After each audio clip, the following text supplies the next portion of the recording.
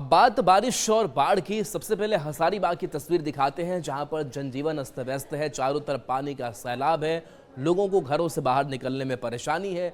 सड़कों पर पानी लगा है, उनके घरों तक पानी पहुंच चुका है और ऐसे में लोगों की तकलीफें बढ़ी हुई हैं। ये तस्वीर देखिए किस तरीके से ये गाड़ियां इसी पानी से होकर के गुजर रही हैं। बारिश के कारण शहर की सड़कों पर जगह जगह गड्ढे हो गए हैं। जिला परिषद चौक से लेकर इंद्रपुरी चौक तक सड़क की स्थिति जर्जर हो चुकी है, जिससे जल जमाव की समस्या बढ़ गई है। पानी भरने से वाहन चालकों को आवाजाही में भारी परेशानी हो रही है और दुर्घटनाओं की भी लगातार दुर्घटनाएं सामने आ रही हैं।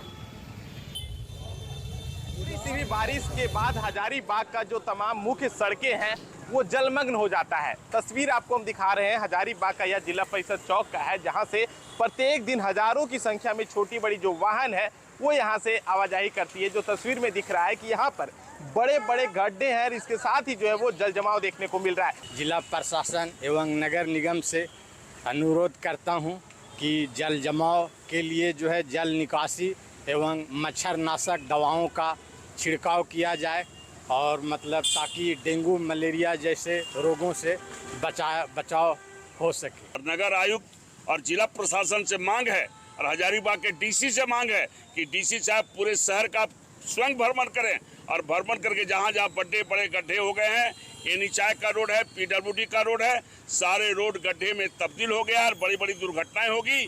जब बड़ी घटना होगा तो रोड जाम होगा, तब जिला प्रशासन के लोग एक्टिव होते हैं। उपायुक्त महोदय से हम आग्रह करेंगे, जैसा कि आप देख रहे हैं सामने, हाँ, आए दिन हम लोग बाइक से आते हैं तो गाड़ी ऐसा मार देता है कि पूरा के पूरा कपड़ा भी खराब हो जाता है। और गांव के साथ साथ हमारा हजारीबाग टाउन का भी यही स्थिति है। आग्रह करेंगे उपायुक्त महोदय से कि वो समस्याओं से निजात हम लोग को दिलाएं। यहीं से महज लगभग 100 मीटर की दूरी पर नगर निगम का भी कार्यालय है। तमाम जो पदाधिकारी है वो इसी सड़क से आवागमन करते हैं, लेकिन अभी तक जो है इस और किसी का ध्यान नहीं गया है। सुशांत सोनी, न्यूज़ 18 हजारीबाग। अब बात बोकारो की करेंगे, जहां एक घर में दरार आ गई। बताया जा रहा है कि भारी बारिश हो रही है और बारिश की वजह से दीवार में क्रैक आ गया है और ये जो घर है वो कभी भी गिर सकता है। बताया जा रहा है कि एक महिला जो है उसकी जान इस हादसे में बाल बची है। ये तस्वीर आपको दिखा रहे हैं, जहां पर देखिए किस तरीके से एक बुजुर्ग महिला दिखाई दे रही है और ये मलबा पड़ा हुआ दिख रहा है। बता दें कि मूसलाधार बारिश की वजह से पेटरवार के कोह पंचायत में घर बारिश की भेंट चढ़ गया। हादसे में घर में रहने वाली एक बुजुर्ग महिला बाल बची है। बारिश और जल जमाव की वजह से घर का एक हिस्सा गिरा है। घर की दीवार और पिलर पूरी तरह से क्रैक हो गए हैं, जो कभी भी गिर सकते हैं। घर की दीवार में दरार आने से लोगों में भय का माहौल है।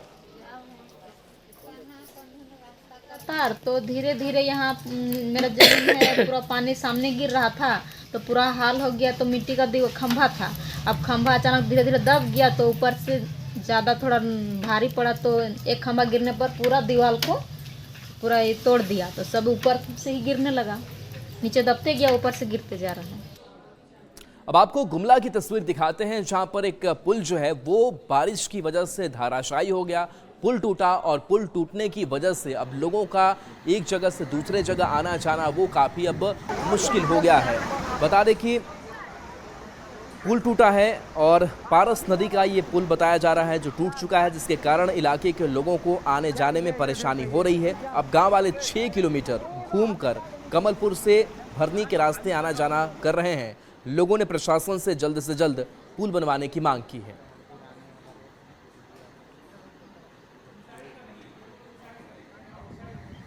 और देखिए तेनुघाट डैम की अगर बात करें, खबर बोकारो से है, जहां पर 8 फाटक खोल दिए गए हैं और इस फाटक को खोलने के साथ साथ लोगों को अलर्ट भी कर रखा गया है, क्योंकि पानी का बहाव तेज है और ऐसे में लोगों को कोई दिक्कत ना हो इसका भी ख्याल प्रशासन की तरफ से रखा जा रहा है। बता दें कि तेनुघाट डैम के 8 रेडियल गेट को और 2 अंडर सुलिस को खोला गया है। दामोदर नदी यहाँ उफान पर है। प्रशासन ने लोगों को सतर्क रहने की अपील की है।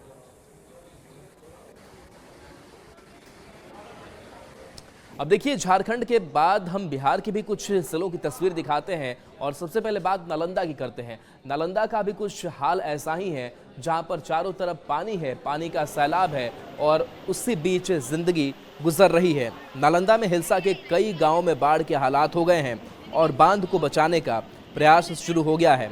लोकाइन नदी में उफान के बाद सोहरापुर सहित गांव बाढ़ की चपेट में है। फसलें तबाह हो गई है, लोग काफी परेशान हैं और जियो बैग की मदद से नदी के तटबंधों को बचाने में लगे हुए हैं।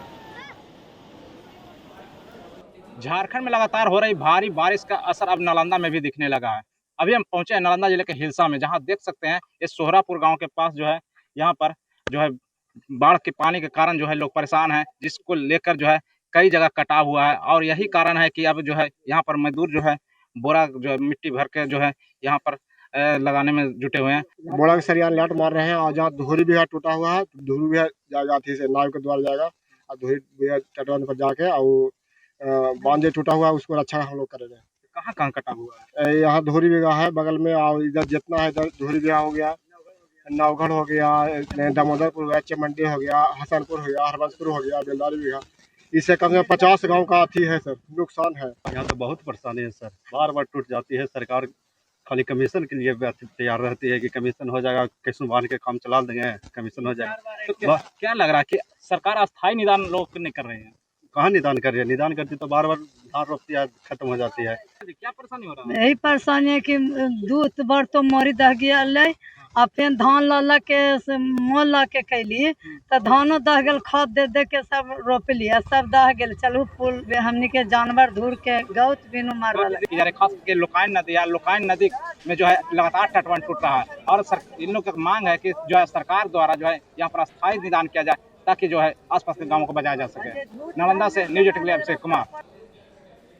और चलिए न्यूज़ रूम लाइव में इतना ही। न्यूज़